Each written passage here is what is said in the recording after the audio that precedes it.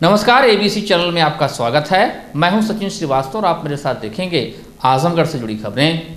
आइए नजर डाल लेते हैं आज की खास खबरों पर। खबर के प्रायोजक हैं Gomti Gramin Nidhi limited. Field manager और एरिया मैनेजर की बम्पर भर्ती, जल्द संपर्क करें। The Irish school, Purajodhi, Mukeriganj, Azamgarh. Admission open. Give your child world class education.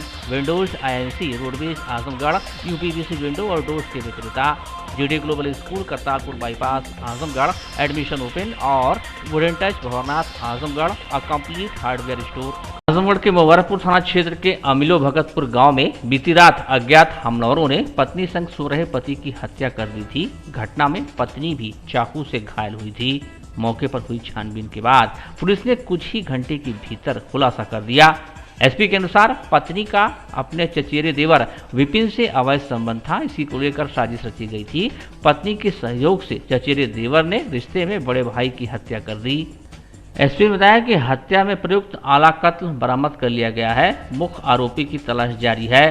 अमिलो भगतपुर गांव के निवासी 32 वर्षीय दिनेश राम और उसकी पत्नी 28 वर्षीय बीना खाना खाने के बाद छत पर सोने चले गए थे।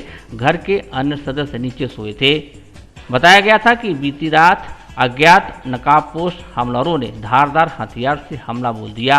पति की गला रेत कर हत्या कर दी गई। वहीं पत्नी पर भी चाकू मारकर घायल कर दिया गया था। पत्नी द्वारा शोर मचाने पर जब तक परिजन आते हमलावर भाग चुके थे। घटना की सूचना पर पुलिस पहुंचकर शव को कब्जे में ले लिया और घायल पत्नी को इलाज के लिए जिला अस्पताल में भर्ती कराया गया था। इसके बाद SP सिटी पंकज कुमार समेत अधिकारियों और पुलिसकर्मियों ने मौके पर छानबीन की, तब जाकर घटना का खुलासा हुआ। थाना मुबारकपुर का अमिलो भगतपुरवा का प्रकरण है, जिसमें पति पत्नी दोनों छत पर सोए हुए थे। सूचना प्राप्त हुई कि पति की गला काट के इसने हत्या कर दी है। पत्नी के भी हाथ में चाकू लगा हुआ था। इस संबंध में मुकदमा पंजीकृत किया गया और इसकी विवेचना हुई तो ये तथ्य पहले से ही सामने आ रहा था कि इसमें कुछ ना कुछ आशनाई का चक्कर है। आज जब सारी बातें विवेचना के दौरान क्लियर हुई हैं तो इसमें जो लेडी है, इसका चचेरा देवर विपिन इसमें मुख्य अभियुक्त है, जिसके द्वारा ये घटना कारित की गई है। और इसमें इसकी जो पत्नी थी जिसके चाकू लगा, वो भी इसमें षड्यंत्र में शामिल रही है। बेसिकली इनका आपस में कुछ आपसी संबंध हो गया था, जिसके कारण ये हत्या इसके विपिन के द्वारा की गई। सर, ये पूरे घटना के पीछे इसकी पत्नी का ही साफ तौर पे नाम आ रहा है या फिर इसके साथ भी कोई और लोग थे? नहीं, इसका जो मृतक है उसका चचेरा भाई विपिन और इसकी पत्नी उसमें सहयोगी थी और विपिन द्वारा ये हत्या की गई है। जो आला कत्ल है जिससे हत्या हुई है वो भी बरामद हो गया है और बहुत जल्दी इसमें आगे कार्रवाई की जाएगी। आजमगढ़ के रौनापार थाना क्षेत्र के ग्राम दीवारा खास राजा के निवर्तमान महिला प्रधान इंद्रावती देवी पत्नी पलटन यादव के पुत्र 22 वर्षीय आशीष यादव को अज्ञात बदमाशों ने देर रात गांव में ही चुनाव प्रचार करते समय झंडी के पुरा के पास गोली मार दी। गंभीर हालत में उसे शहर के वेदांता हॉस्पिटल में भर्ती कराया गया है। घटना की सूचना पाकर मौके पर पहुंची पुलिस ने छानबीन शुरू कर दी है। वहीं इस घटना को लेकर तरह तरह की चर्चाएं हो रही हैं। गोली आशीष के पेट में लगी है। वहीं इस मामले में पुलिस अधीक्षक सुधीर कुमार सिंह का कहना है कि घटना में 4 लोगों को आरोपी बनाया गया है, लेकिन 2 लोगों की उपस्थिति घटना स्थल पर मैच नहीं करती, इसलिए घटना संदिग्ध प्रतीत हो रही है। जांच की जा रही है। जो भी तथ्य सामने आएंगे उसी हिसाब से कार्रवाई की जाएगी। थाना रौनापुर में चक्की हाजीपुर गांव से सूचना प्राप्त हुई थी कि एक व्यक्ति के पेट में गोली लगी है और उसे सदर हॉस्पिटल रवाना किया गया है। तत्काल फोर्स रौनापार गई और सदर हॉस्पिटल भी मेरे द्वारा इंस्पेक्टर कोतवाली को भेजा गया। वहाँ जो मजरूब था उसके पेट में गोली लगकर बाहर निकल गई थी। कोई वाइटल पार्ट डैमेज नहीं था, लेकिन एक जो बात सामने आई, उसके पेट पर जहाँ गोली लगी थी वहाँ पर ब्लैकनिंग के निशान थे, जो कि घटना के तथ्यों से मैच नहीं करते। उनके द्वारा गांव के 4 लोगों के खिलाफ FIR लिखाई गई है और पता करने पर उन लोकेशन लेने पर उनमें से जो 2 लोग हैं वो गांव से बाहर थे। इस प्रकार FIR के तथ्यों से और जो तथ्य सामने आए वो मैच नहीं करते। सारी चीज़ों की जांच की जा रही है और जो भी चीज़ सामने आएगी उस पर कार्रवाई की जाएगी। जो मजरूब है वो खतरे से पूर्णतः बाहर। मंडलायुक्त विजय विश्वास पंत ने मंगलवार के दिन कोविड कंट्रोल रूम का औचक निरीक्षण किया था, जिसमें काफ़ी खामियां देखने को मिली थी। जिसके बाद बुधवार को जिलाधिकारी राजेश कुमार द्वारा जीएससी में बनाए गए कोविड कंट्रोल रूम का निरीक्षण किया गया। इस दौरान उन्होंने बताया कि अन्य प्रदेशों से जनपद में आने वाले सभी व्यक्तियों की कोविड की जांच कराई जा रही है और जिन व्यक्तियों की कोविड जांच रिपोर्ट पॉजिटिव आई है उनकी कॉन्टैक्ट ट्रेसिंग कराई जा रही है। उन्होंने बताया कि 148 कोरोना पॉजिटिव एक्टिव केसेस में से 102 कोरोना पॉजिटिव केस बसों तथा ट्रेनों के माध्यम से अन्य प्रदेशों से आए हैं, उनकी कॉन्टैक्ट ट्रेसिंग कराई जा चुकी है और जिनकी कोविड की जाँच रिपोर्ट कल प्राप्त हुई है उनकी कॉन्टैक्ट ट्रेसिंग कराई जा रही है। जिलाधिकारी ने बताया कि कोविड कंट्रोल रूम में टोल फ्री नंबर 1800889674 स्थापित किया गया है। इस नंबर पर कोई भी व्यक्ति संपर्क कर गैर प्रांतों से आने वाले व्यक्तियों की सूचना दे सकता है। इसी के साथ ही लैंडलाइन नंबर 05462356039 3564040 पर संपर्क कर सूचना दे सकता है। डीएम ने समस्त जनपदवासियों से अपील किया कि अन्य प्रदेशों से आने वाले व्यक्तियों की सूचना अवश्य दें, जिससे कि कोरोना संक्रमण को बढ़ने से रोका जा सके। इस दौरान जिलाधिकारी ने बताया कि कोरोना के बढ़ते मामलों को देखते हुए प्रदेश सरकार के आदेश के क्रम में जिले के कक्षा 8 तक के सभी विद्यालय 4 अप्रैल तक बंद रहेंगे। निरीक्षण के दौरान डिप्टी सीएमओ डॉक्टर वाईके राय सहित अन्य संबंधित अधिकारी उपस्थित रहे।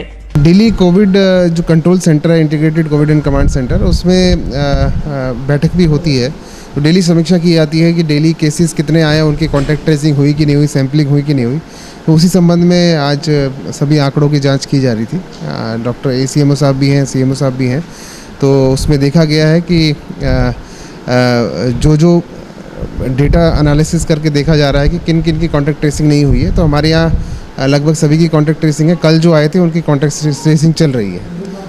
तो सभी लोग, और ज़्यादातर जो हमारे 148 केस आए हैं उसमें से 102 केस जो हैं वो डोमेस्टिक ट्रेवल वाले हैं, जो कि अन्य प्रदेशों से यहाँ पे ट्रेन के माध्यम से, अन्य माध्यम से आए हैं, जो पॉजिटिव पाए गए हैं। तो उनको होम आइसोलेशन में रख दिया गया है और उनके कॉन्टैक्ट्स भी देखे जा रहे हैं।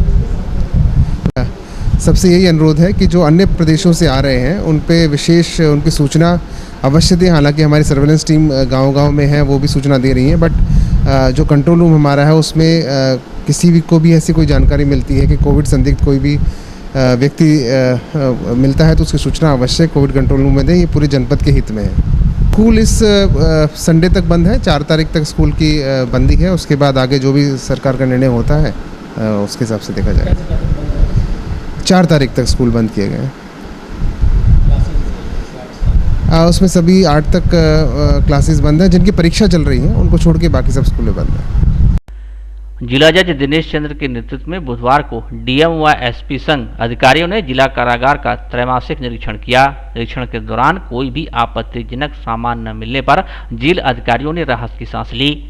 जिला जज दिनेश चंद्र, जिलाधिकारी राजेश कुमार, पुलिस अधीक्षक सुधीर कुमार सिंह ने बुधवार को दोपहर संयुक्त रूप से जिला कारागार का निरीक्षण किया। निरीक्षण के दौरान जिला जज ने बैरकों में जाकर महिला व पुरुष बंदियों से मिलकर उनके खाने पीने, इलाज आदि अन्य आवश्यक व्यवस्थाओं के बारे में जानकारी प्राप्त की। महिला बंदियों ने परिवार वालों एवं बच्चों से मिलवाने एवं बात करने की बात की। जेल के अधिकारियों ने अवगत कराया कि जेल परिसर में पीसीओ की व्यवस्था है। जिलाधिकारी ने महिला बंदियों को आश्वस्त किया कि कोविड-19 का संक्रमण कम होने पर उनके परिजनों से उनकी मुलाकात कराई जाएगी। जिलाधिकारी ने सीएमओ को निर्देश दिए कि महिला बंदियों के स्वास्थ्य चिकित्सा की जांच एवं इलाज के लिए एक महिला नर्स एवं बीएसए को निर्देश दिए कि महिला बंदियों को शिक्षा के प्रति जागरूक करने के लिए एक महिला अध्यापक की नियुक्ति करना सुनिश्चित करें। निरीक्षण के दौरान अपर जिलाधिकारी प्रशासन नरेंद्र सिंह, सीजेएम सहित अन्य संबंधित अधिकारी उपस्थित रहे। मुख्यमंत्री अभ्युदय योजना के अंतर्गत संचालित कोचिंग केंद्रों का पूर्व निर्धारित समय के अनुसार पुनः संचालन 1 अप्रैल से किया जाएगा। यह जानकारी देते हुए उप निदेशक समाज कल्याण सुरेश कुमार ने बताया कि होली सहित अन्य पर्वों व त्योहारों, पंचायत चुनाव तथा देश में विभिन्न राज्यों में कोविड संक्रमण के दृष्टिगत विशेष सतर्कता और सावधानी हेतु शिक्षण संस्थान में 25 से 31 मार्च तक के मध्य होली का अवकाश घोषित किया गया था, जिसके कारण उक्त कोचिंग सेंटर्स बंद थे, जिसे 1 अप्रैल से पुनः संचालित किए जाने का निर्णय लिया गया है। उन्होंने संबंधित छात्र छात्राओं से अपेक्षा की कि कोविड-19 के संक्रमण के दृष्टिगत मास्क लगाकर ही कोचिंग कक्षाओं में प्रवेश करें। बहरदा थाना पुलिस ने बीते दिनों सोनारा गांव में हुए अनिल हत्याकांड में शामिल 3 हत्यारोपियों को मंगलवार की रात अजाउर नहर पुलिया के समीप से घेराबंदी कर गिरफ्तार कर लिया। आरोपितों की गिरफ्तारी के बाद पुलिस ने हत्या का खुलासा करते हुए कहा कि चुनावी रंजिश को लेकर हमलावरों ने लाठी डंडे से हमला कर अनिल की हत्या की थी। सोनारा गाँव में चुनावी रंजिश को लेकर अहमदाबाद से चुनाव लड़ने आए अनिल यादव पुत्र ननकऊ की बीते दिन लाठी डंडे से हमला कर हत्या कर दी गई थी।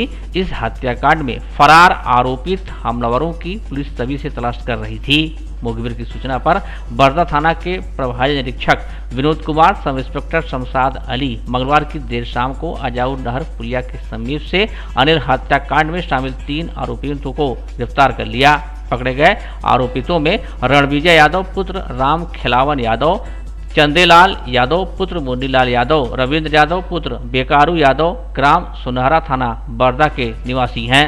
जिला निर्वाचन अधिकारी राजेश कुमार ने बताया कि त्रिस्तरीय पंचायत समाज निर्वाचनों में उम्मीदवारों को मतदान दिवस के पूर्व प्रचार के लिए तथा मतदान दिवस पर मतदान स्थलों पर भ्रमण के लिए वाहन की अनुमति प्रदान किए जाने के निर्देश दिए गए हैं। बताया कि केवल सदस्य जिला पंचायत के उम्मीदवारों को मतदान दिवस के पूर्व प्रचार के लिए तथा मतदान दिवस पर मतदान स्थलों पर भ्रमण के लिए एक वाहन की अनुमति दी जा सकती है। वो बताया कि वाहन की अनुमति देने के लिए एसडीएम को अधिकृत किया गया है। जिलाधिकारी ने सभी उप जिलाधिकारियों को निर्देश दिए कि यदि कोई डमी उम्मीदवार किसी अन्य उम्मीदवार के पक्ष में वाहन से प्रचार करते हुए पाया जाए तो उस वाहन को जब्त किया जाए और डमी उम्मीदवार द्वारा वाहन पर किया गया व्यय भी उस उम्मीदवार के व्यय में जोड़ दिया जाए। उम्मीदवार के निर्वाचन अभिकर्ता कार्यकर्ता को उम्मीदवार को आवंटित वाहन का प्रचार हेतु उपयोग करेंगे। अपने नियुक्ति पत्र पर प्रमाणित फोटो भी चस्पा करेंगे ताकि उम्मीदवार विशेष के वाहन पर चेकिंग के समय उनका सत्यापन भी हो सके। उम्मीदवार के वाहन पर आगे के शीशे पर उम्मीदवार का नाम, वार्ड संख्या व नाम की मोटे अक्षरों में प्रिंटेड स्लिप चिपकाना आवश्यक होगा। 1.5 वर्ष पूर्व जिस मामले को मुकामी पुलिस आत्महत्या बता रही है उसी मामले को परिजन हत्या करार दे रहे हैं।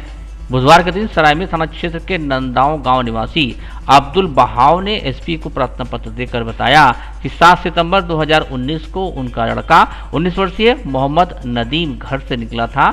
दूसरे दिन उसकी लाश मिली थी।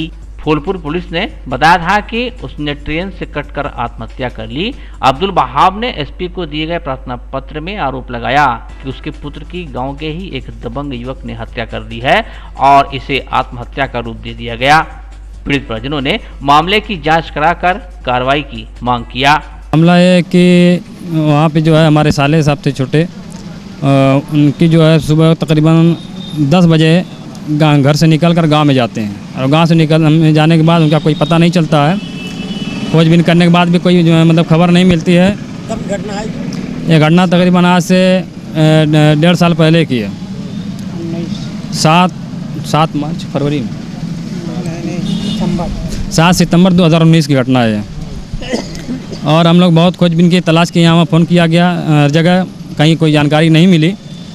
और उसके बाद दूसरे दिन हम लोगों को फेसबुक के ज़रिए पता चला कि ताहिर हॉस्पिटल जो है फूलपुर में जो है उसकी रेलवे ट्रैक पर लाश मिली है।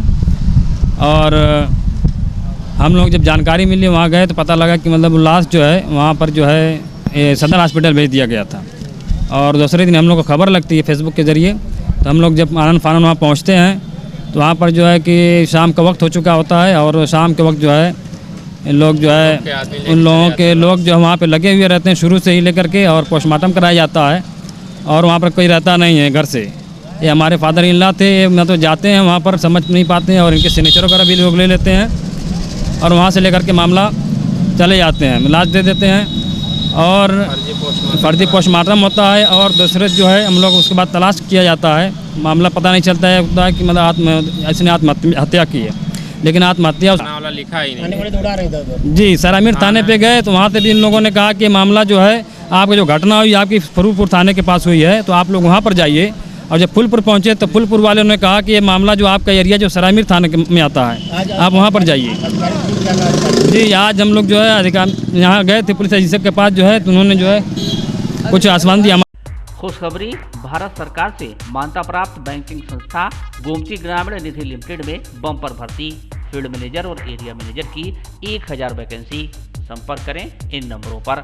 Head office Vikrant Khand, Gomti Nagar, Lucknow. Admin office Kundigarh, Azamgarh. Branch office Kandharapur, Belaisa, Hariyani, Jaunpur और गोंडा। गोमती ग्रामीण निधि लिमिटेड के daily deposit plan, monthly deposit plan, fix deposit plan, pension plan एवं MIS प्लान में निवेश करें और पाएं कम समय में अच्छा return. Wooden touch Bhanwarnath, Azamgarh, a complete hardware store.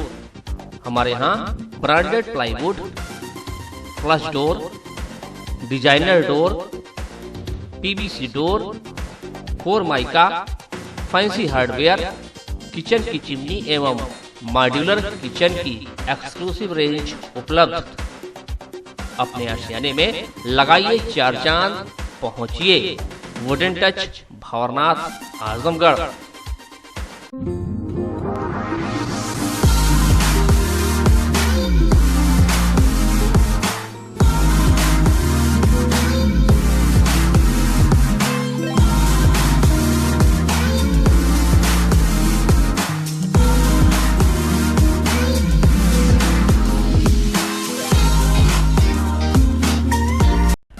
Wooden और एल्युमिनियम हुआ पुराना, UPVC विंडो और डोर्स का आया जमाना।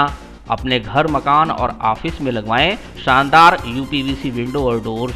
दीमक, पेंट, पॉलिश के खर्चों से बचें। High security, sound proof, energy saving, fire resistant, water proof, one time investment. UPVC window और डोर्स अब आपके शहर आजमगढ़ में उपलब्ध। Windows INC besides BJP office, roadways, civil lines, Azamgarh. Wall interior के लिए भी संपर्क करें। 3D wallpaper, 5D wallpaper, designing wallpaper, kitchen, bedroom and drawing room wallpaper. Give your child a world-class education at the Iris School, Purajodhi, Mukeriganj, Azamgarh. Admissions open from class playgroup 2। अपने बच्चों को दीजिए विश्व स्तर की शिक्षा at the Iris School, Purajodhi, Mukeriganj, Azamgarh. Admissions open from class playgroup to class 8।